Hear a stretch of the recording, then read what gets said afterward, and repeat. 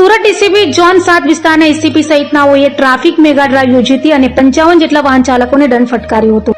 Surat DCP zone 7 વિસ્તારમાં ડીસીપીના માર્ગદર્શન અને એસીપી એમ ડિવિઝનની સૂચના મુજબ પોલીસ દ્વારા ભાટા, ભાટફોર, ટી પોઈન્ટ તથા ભેસણ ચોકડી ખાતે મેગા ટ્રાફિક ડ્રાઈવનું આયોજન કરવામાં આવ્યું હતું, જેમાં DCP zone 7, ACP M division, Ichchhapur PI, Dumas PI તથા હઝીરા પીઆઈ સાથે પોલીસ સ્ટાફ જોડાયો હતો અને આ ડ્રાઈવ દરમિયાન બ્લેક ફિલ્મ, હેલ્મેટ વગર ડ્રાઇવિંગ, ટ્રિપલ રાઇડર વિરુદ્ધ કાર્યવાહી કરાઈ હતી. પોલીસે 140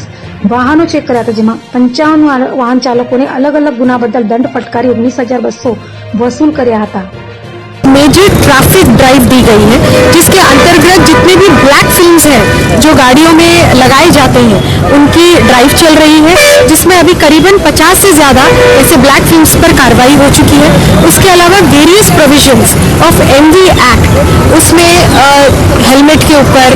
या तो सीट बेल्ट नहीं पहना हो या तो किसी और अगर प्रोविजन का उल्लंघन किया गया हो तो वो भी चेकिंग अभी हो रही है. हमारे पाल एरिया की बात करें तो यहाँ नो हॉन्किंग जो पॉलिसी है उसके अंतर्गत एक मेजर अवेयरनेस ड्राइव की जा रही है, जिसमें जितने भी ड्राइवर्स हैं